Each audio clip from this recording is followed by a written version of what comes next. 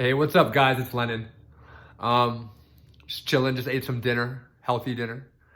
And I had some thoughts. I was just kind of thinking about the whole coronavirus and the COVID-19 disease that it's causing and just kind of the impact that it's having around the world. And it's fascinating to me on a number of levels.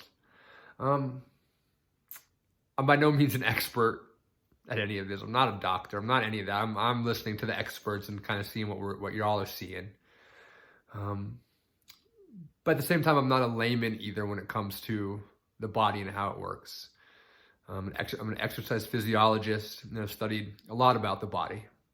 I've worked with the human body with hundreds and hundreds and hundreds of different people. I also have a perspective as a former member of the media. I worked in a newsroom for about a year, my last year in college as an internship for my journalism degree. And so I've sat in the meeting rooms, right? The production meetings where they're getting the stories together, talking about what's going on in the news. And I've seen that process as well. I understand what goes into selling the news because we sell the news, right? So I do have a little bit of this kind of both sides of a card on something I kind of wanted to talk about. So the virus itself is scary and it's real and we need to be cautious and prudent and be safe.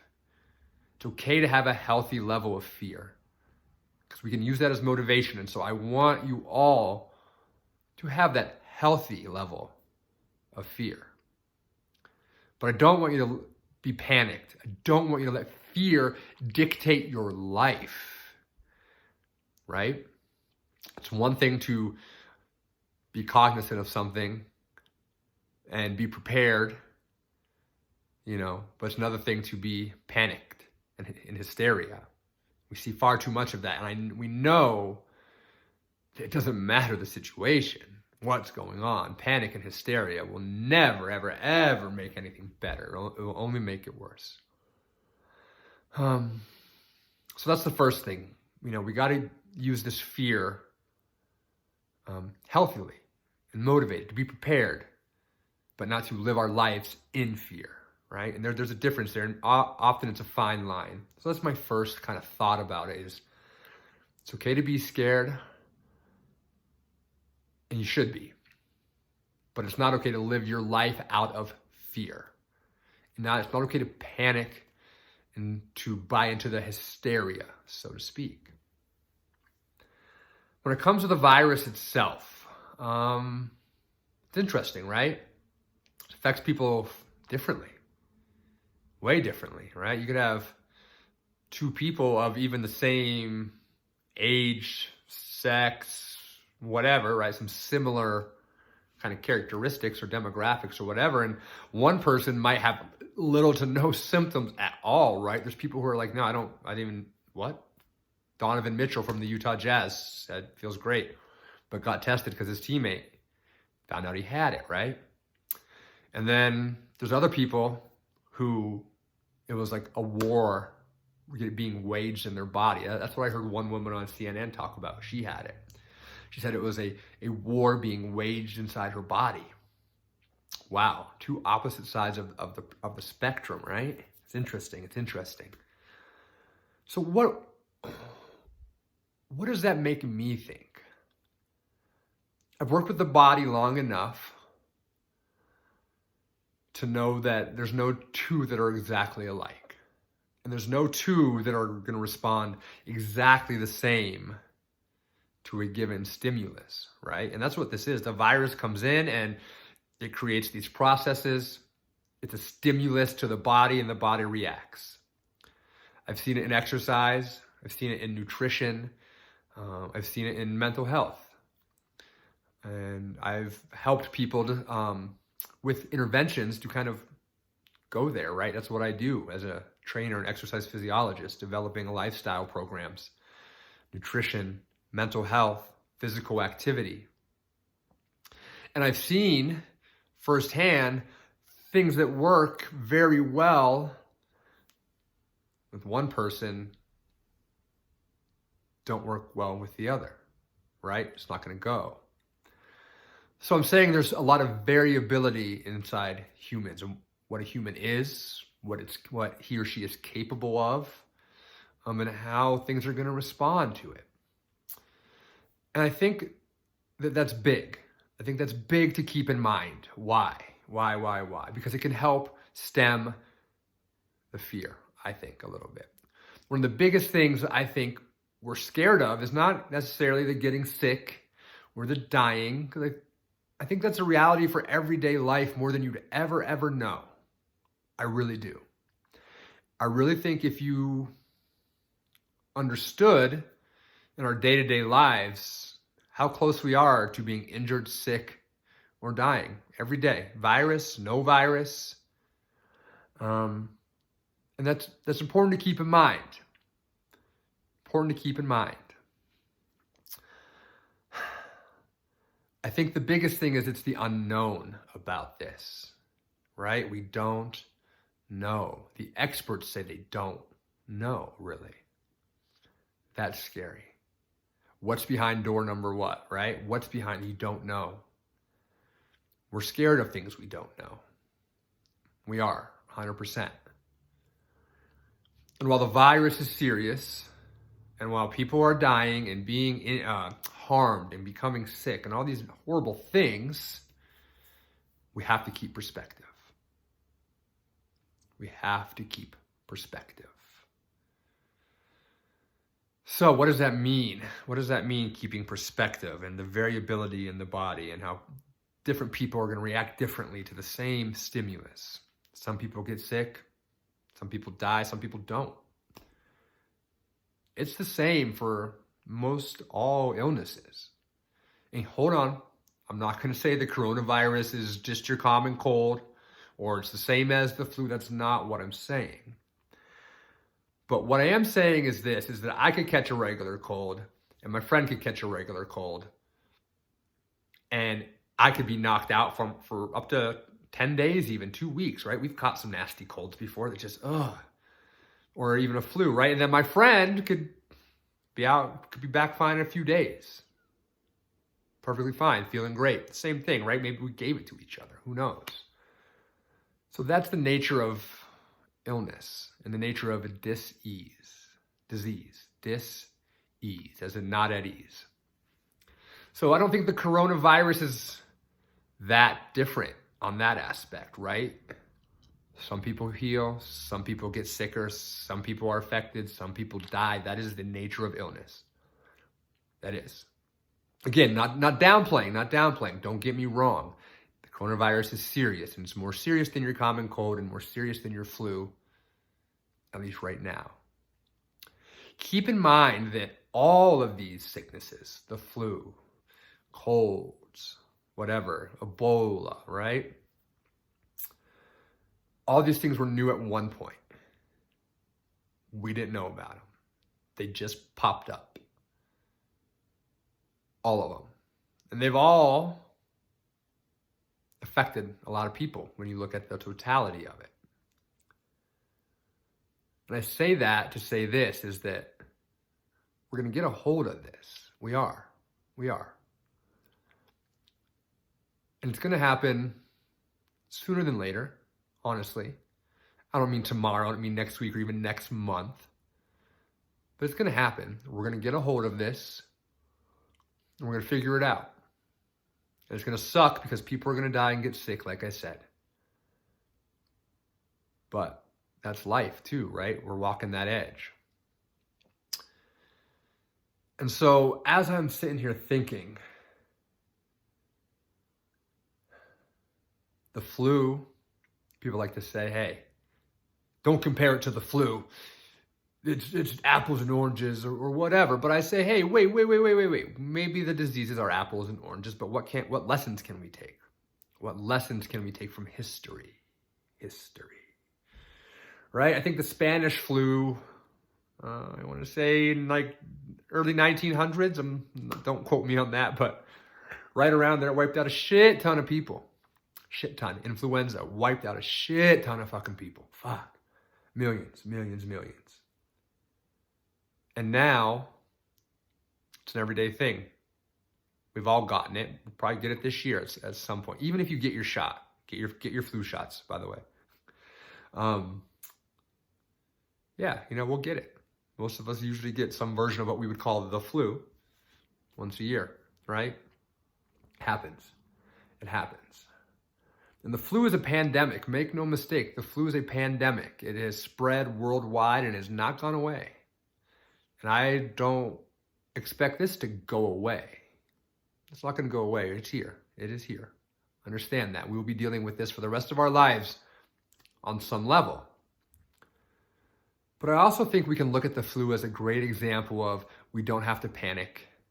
We don't have to be fucking crazy. We have to be vigilant.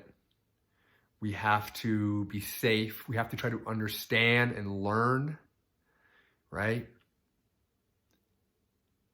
And if we can do that, we're going to be okay. The danger's not in the disease, is what I'm trying to tell you. It's not in the virus itself. It really isn't, man. And it's not to be insensitive because people are going to die and get hurt, like I've said multiple times. But the danger is in what society is doing right now and what it's has the potential to turn into if we're not careful. We'll get the disease under control. We will. But the economy is going to suffer, right? People are hoarding supplies in panic. We're starting to treat our neighbors sometimes not nice. I blew my nose the other day out in public, and I thought a few people wanted to kill me, right? Blowing your nose, a cough or a sneeze here and there. That's just normal daily body functions. But right now things are so heightened and we're on such alert and fear. So with so much fear that it kind of switches our perspective, right? We get into kind of like this fight or flight survival mode. Fair. That's how we're programmed, right? How do we survive? How do we pass on our existence, right? Fair. But we can control that. We can't control the virus per se. Won't be able to completely get rid of it. You can't guarantee you won't get it. You could wash your hands and do every fucking thing right. You could get it. You might get it. So there's very little we can control about the virus. Right? But what we can control is how we react to this whole entire situation, and that is the point. That's the biggest point. Control what we can, or focus on what we can control. What does that mean? What can we control? We can control, how we sanitize, how we go about living our lives, practice the social distancing, which is a good thing. Listen to the experts and try to take their advice and incorporate these newer behaviors into our lives. We can control that. We can control how we treat our neighbors and our fellow human beings who are scared and going through many of the same fears and things that we are. Right? Now's a great time to unite and love thy neighbor, if you will. It's a great time. We can control that. We can control that. We can control our reaction to the things that we are seeing and hearing on social media, on the news, etc., from our neighbors. We can control our reaction to that. These are all great things because these are the things that are going to actually prove to be the difference. When it's all said and done, these are going to be the things that win us back society, that get us back to a normal way of being, right? Controlling the things we can control and trying our best to do that. So that's what I'm focusing on, is just what can I control? Another thing that I was really thinking about, and it is that word, like I mentioned, disease, dis-ease.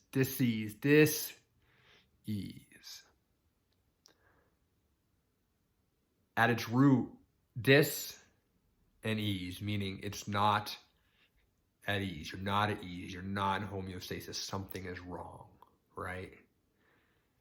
That's what disease is. Something is wrong. Something is wrong.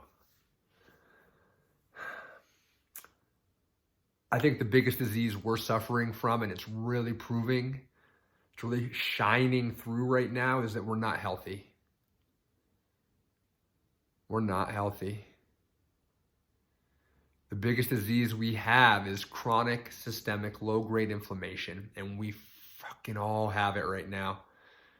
Man, so many of people worldwide, it's all from lifestyle behaviors, poor choices, pollution, smoking, drinking, stress, right? And it just creates this inflammatory state inside our body, which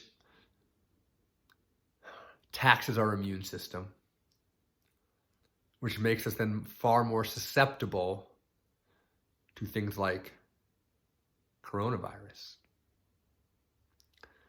You know, our body's incredible in that this is where we're going to find how to fight the disease, is whatever the body does to find and get rid of it, we're going to take that, we're going to figure out how to put it into a vaccine and, go from there. The body is going to solve this. It is. The scientists are going to help, but the body's going to solve it. Nature's going to solve it. And one thing I hear when we hear the most severe cases and the most people who are dying, and they say it's the elderly typically, and people with compromised or suppressed immune function. Interesting, right? I don't know numbers off the top of my head, but I'd be willing to bet in this world, 80% of humans are living in a chronic inflamed state. I'd be willing to bet. I don't know it for a fact, but it's high. It's high. And it's proven that this type of lifestyle is not sustainable. A healthy immune system comes from a properly nourished body, eating whole foods, not from the grocery store, but plant-based foods, fruits, vegetables, some, if you eat meat, good quality, good sourced meats, proteins, different herbs, right? Getting good sleep, exercising, being still and meditating. These are all things that can boost our immune system. And with the right, call them tools, if you will, the immune system can fucking rock. And it's been documented over and over and over and over with people who have some of the worst diseases ever, but recover. Interesting to me. Again, I'm just thinking. What if this world wasn't so fucking inflamed? What if we ate better? What if we got enough exercise? What if we got enough sleep? What if we had less distress in our life? What if we practiced love? What if we got rid of the fear? What would that do to the body and the immune system? Fuck. Man, it'd give you the best chance to fight off anything. And I believe that. I believe wholeheartedly that this can be a fucking wake-up call to get healthy. Get healthy. It matters what you put in your body. It matters that you move. Your lifestyle choices fucking matter. And we have to realize that. We got to start doing that. We have to.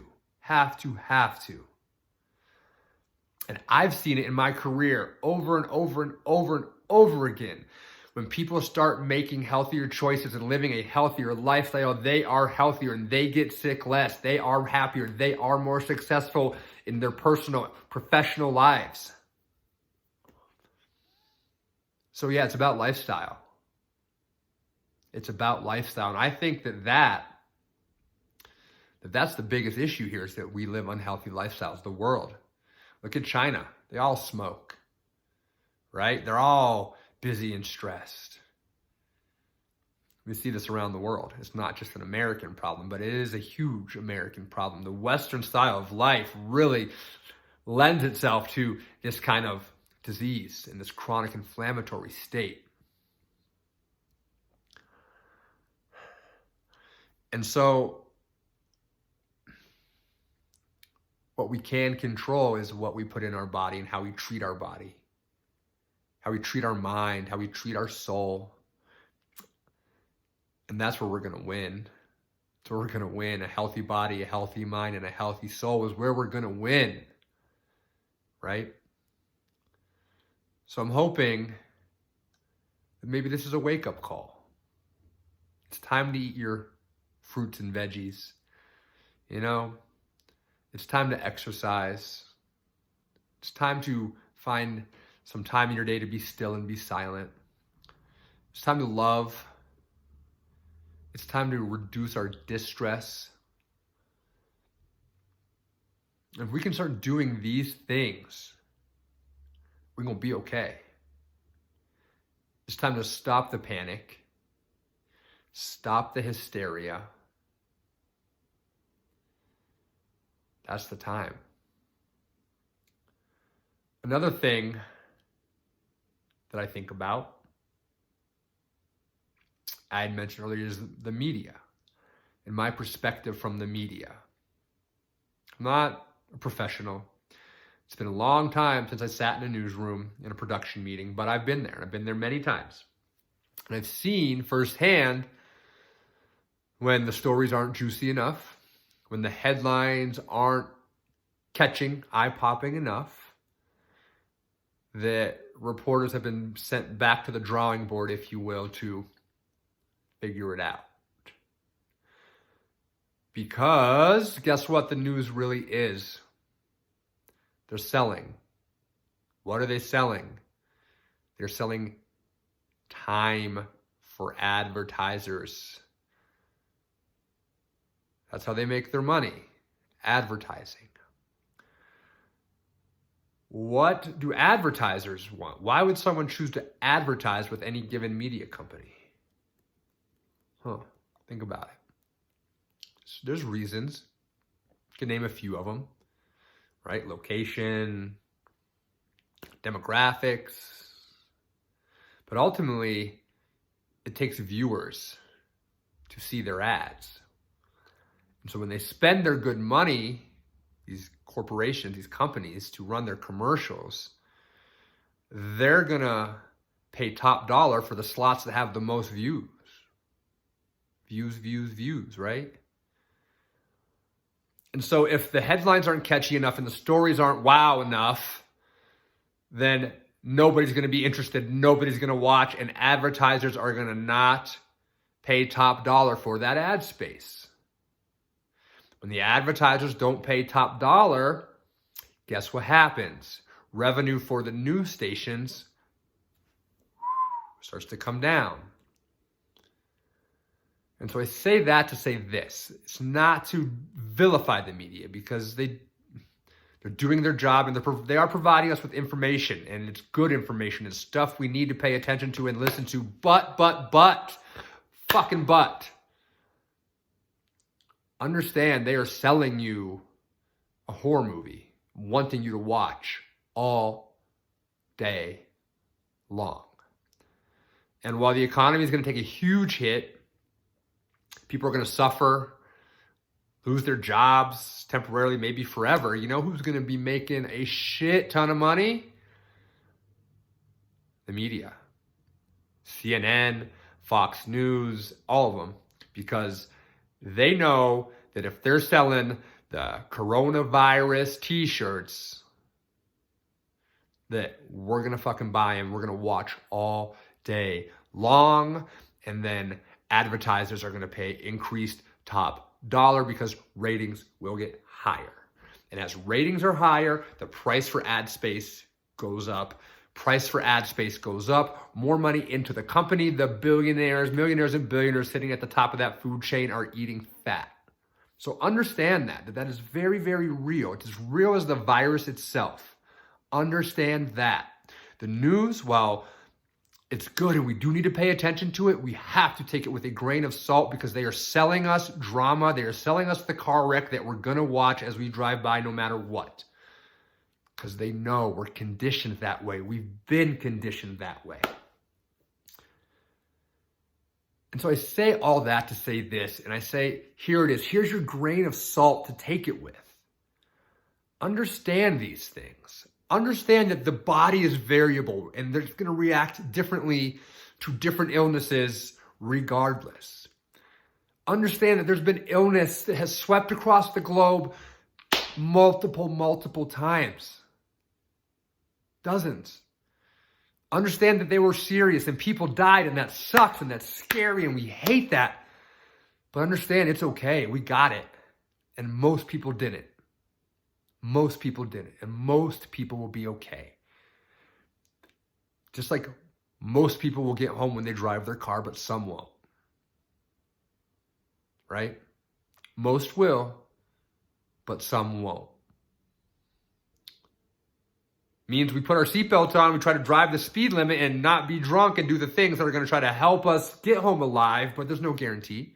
And it's no different with this. It's not different. It's the same. It's the same. So understand that just to keep the perspective and not freak out. Don't freak out. So we need to keep that level headed, and we need to understand the media's job is not only to report to us, but more so to get us to watch it and read it and consume it. And we are in the information age, and fuck, you want to eat some media, drink some media Kool-Aid, you got a fucking swimming pool of that shit. You have a swimming pool of that fucking shit. And they know it, and they're going to keep guiding you to that swimming pool, giving you a new straw to drink out of every fucking time. So that becomes, and that's how the pandemonium and the hysteria really kick in. We watch the news, we're buying everything they're selling, which don't buy everything they sell you.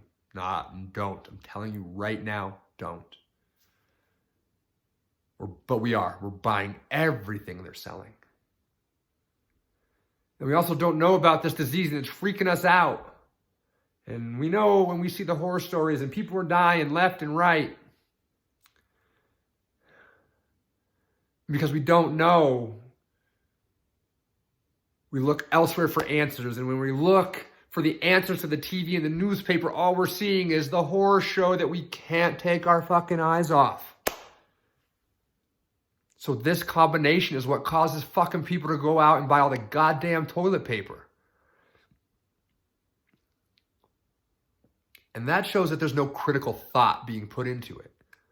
And that's the other scary part. There's no critical thought. Because if there were, people would understand that this is not something you go buy a shit fuck ton of toilet paper for. They would know that. If they actually put some critical thought into this. And so it shows you right there that is a microcosm of what is going on. We don't know about the disease very well. We're scared. We see people dying. We see people getting sick. Scares us. We turn to find information about this, and we go to the news and the social media and 90, I would venture to say 95, 99% of the shit that I'm reading and that I'm seeing is end of the world shit, right? End of the world shit. And so without the component of critical thought, we go out and buy a shit fuck ton of toilet paper. Am I making sense? Am I drawing these things here? Or am I connecting these dots, I suppose, is the best way to say it.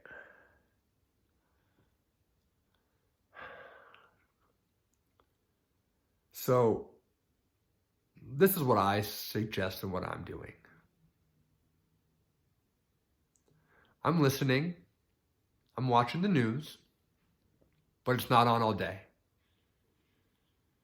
I'm getting my news, if you will, or I'm trying to learn about this. Let's go that way. I'm trying to be educated about this from more than one outlet. Not just the CNN or not just the paper, definitely not just Facebook, right? We gotta look around because that's important. It's important that we put the thought into it. And so I'm putting thought into it. And I'm using my brain a little bit. And that enables me to have a healthy fear, which is motivating me, which is causing me to be prepared, causing me to be cautious, causing me to focus on my hygiene, what's around my house, causing me to focus on eating healthier, all these types of things. These are, again, focusing on the things I can control. And so, ultimately, again, this is me thinking out loud. It's stuff I've been thinking about for a while, and I don't know why I felt compelled to just get on here and chat. It's a long video. Watch it, don't watch it. Watch parts of it. But if you take anything from it, anything at all, understand that this is not the first time that we've dealt with a pandemic. And comparisons to the flu, they're okay. We can learn a lot from that. Comparisons to other pandemics, we can learn a lot from them. Understand that a healthy fear is good, but living a life based out of fear will never, ever, ever serve you well. Understand that the media's number one goal is to make money. If they do not make money, they will not survive as a business. The media, the news is business. Big, big, big fucking business. Understand their job is to keep you stuck on that TV screen, stuck on that cell phone, 24/7, wondering what the next breaking piece of news is. The coronavirus. It's their job. It's what they're there to do. That's what they're trying to do more than anything. More than educate you, they're trying to get your money. Or get their money, I should say, right? Get their money. So when we put all that together, that creates this package of fucking chaos. And let's stop that by using our brains, calming the fuck down a little, being prudent, being safe. Get the fuck off the beaches right now, right? Don't go out to the fucking Disneyland or any of these other places. Keep a distance. Be there for your neighbors. Be there for your loved ones. Use your brains. Turn off the news.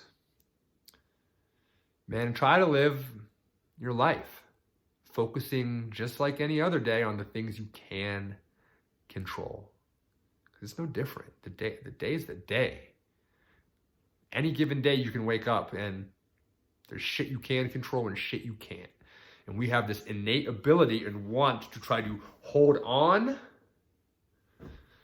to the things we can't control, and we overlook the things we can. It's true. It's true. And so I guess I want to leave with like an analogy about the whole entire situation, which it hits home for me. I've been seeing a therapist for a while. Great therapist. Really helped me through some personal stuff I've been going through. And one of the things I really identified that I needed to work on in my life was focusing on what I can control and letting go of what I can't. He gave me this beautiful analogy, this beautiful way to look at it. He said, have you ever seen a beach ball? Big fucking beach ball, right? Blow it up, air, and say you're in the pool or whatever. Try to take that big beach ball and push it down, squeeze it, and hold it under the water. How long are you going to be able to hold it there, and with how much control? We've all probably tried to do that, and the answer is not long. You're not going to be able to hold it there. It's going to come up. It's going to go around. You won't be able to control it, right? So that's not the way to handle the beach ball. But what you can control is your reaction to what the beach ball is doing. You can choose how you look at the beach ball. You can choose whether you're staring at one thing on the beach ball, one spot only, or if you choose to see the whole beach ball. You have the choice on if you want to shift your perspective to look at a different part of the beach ball. And if you want that beach ball in the pool to go a certain way, you have a choice on things you can do to help guide it that way, but you cannot force it. You cannot force the beach ball under the water. And that hit me so hard, and I think that is so profound and applies so much to what's going on right now. And I just implore you to do this. Let go of the beach ball. Stop trying to hold it under the water, guys, girls, peeps. Control the environment around the beach ball, your environment, inside and out. And you can be okay. We're going to be okay. Anyways, I'm rambling. But that was the video. This is going to be like a 10-minute video. It's fucking 40 minutes. I might cut it. Who knows? But those are my thoughts. Those are my thoughts. All right. Hope you guys are doing well. Get some healthy food. Enjoy each other's company. We're going to be okay.